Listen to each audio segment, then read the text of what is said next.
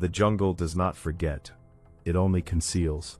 Beneath dense canopies and tangled roots, entire cities lie buried in silence, their stone faces eroded by time, their plazas overtaken by vines. Once these places pulsed with life, ceremonies, markets, the rhythm of a civilization that seemed unshakable. But something happened here, something vast, quiet, and irreversible. The collapse did not begin with fire or invasion. It began subtly, almost invisibly, hidden beneath the routines of daily life. And by the time the signs became undeniable, the world the Maya had built was already slipping away, piece by piece, into the shadows of history. At their height, the Maya civilization stretched across vast regions of Mesoamerica, thriving in what is now southern Mexico, Guatemala, Belize, and Honduras.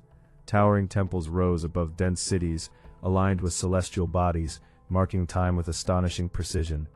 Their knowledge of astronomy, mathematics, and writing rivaled that of any ancient civilization. Hieroglyphs carved into stone recorded dynasties, wars, rituals, and divine rulership. To those living within these cities, the world felt ordered, guided by cycles and gods. The stability seemed eternal. But beneath this apparent harmony, the system was more fragile than it appeared. Daily life in the Maya world was structured yet deeply dependent on the environment. Farmers cultivated maize, beans, and squash, relying on seasonal rains to sustain crops. The land was carefully managed, but also heavily exploited as populations grew. In cities, elites governed through a mix of political power and religious authority, reinforcing their rule with ceremonies and monumental architecture. Markets bustled with trade, connecting distant regions. Life was demanding but predictable. The cycles of planting and harvest, ritual and governance, created a sense of continuity, yet this balance required precision, and any disruption could ripple through the entire system. The first warning signs were not dramatic. There were no sudden invasions or visible catastrophes. Instead, the changes were gradual, almost imperceptible. Rainfall patterns began to shift. Droughts, once rare, became more frequent and prolonged. Crops failed in ways that could not be easily explained. The land, already pushed to its limits, struggled to recover. But no one fully understood the scale of what was unfolding. Leaders continued their rituals, perhaps believing the gods would restore balance. Yet nature was no longer responding as it once had. As environmental stress intensified, so did social tension. Food shortages placed immense pressure on communities. The authority of rulers, once unquestioned, began to waver. If the gods were no longer providing, what did that mean for those who claimed to speak for them? Conflicts between city-states increased, as competition for resources grew more desperate. Warfare, once strategic and controlled, became more frequent and destructive. Alliances fractured, trust eroded.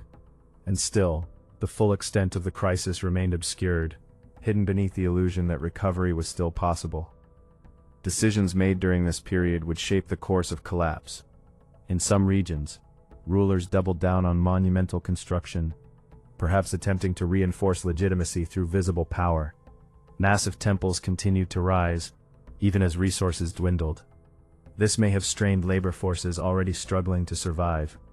Instead of adapting to environmental limits, the system demanded more from a population with less to give. The pressure built silently. Each decision, rational in isolation, contributed to a broader instability that few could see in its entirety. Then, the system began to fracture. Cities that had stood for centuries started to decline. Construction slowed, then stopped entirely. Inscriptions, once abundant, became rare. Entire urban centers were gradually abandoned. There was no single moment of collapse, no defining catastrophe. Instead, there was a steady unraveling. People left in waves, seeking more stable regions, or simply fleeing conditions that had become unsustainable. The silence that followed was not immediate, but it was inevitable. For those who lived through it, the experience was likely chaotic and uncertain.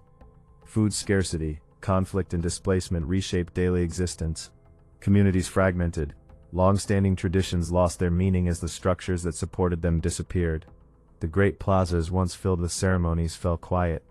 Temples stood empty. The sounds of life faded, replaced by the slow encroachment of the forest. It was not just a political collapse. It was a collapse of identity, of worldview, of a system that had defined reality itself. Yet the Maya people did not vanish. This is one of the most persistent misconceptions. While many urban centers were abandoned, populations continued to exist, adapting to new conditions. Some regions in the north, less affected by drought, saw continued occupation, and even growth. The civilization transformed rather than disappeared entirely. But the classic era, the period of monumental cities and centralized power, had ended. What remained was something different, fragmented, and less visible in the historical record. The long-term impact of this collapse extended far beyond the region itself. It serves as a powerful example of how complex systems can fail without a single cause. Environmental stress, political decisions, social unrest, all intertwined, reinforcing one another. No single factor explains the fall. It was the interaction between them that proved devastating. A civilization deeply attuned to cycles found itself unable to adapt when those cycles shifted beyond recognition. Centuries later, when explorers and archaeologists encountered the ruins, they found cities swallowed by the jungle, their histories partially erased. Hieroglyphs had to be deciphered, structures reconstructed in fragments. The silence of these places raised more questions than answers. How could something so advanced, so enduring, simply decline? The answer was not simple, and that complexity is what makes the story enduring, even unsettling. Because the collapse of the Maya was not an anomaly, it was a process, slow, cumulative, and largely invisible until its final stages. It challenges the idea that civilizations fall only through dramatic events. Instead, it reveals how systems can erode from within, even as they appear stable on the surface. The warning signs were there, but they were misunderstood, ignored, or simply too subtle to provoke immediate action. And in the end, the jungle reclaimed what had once been carved from it. Stone by stone, structure by structure, the evidence of a once powerful civilization faded into the landscape, but not entirely. Beneath the soil, within the ruins, and in the descendants who still live in the region, the story persists. A reminder that collapse is rarely sudden, and that by the time it becomes visible, the process has already been unfolding for generations.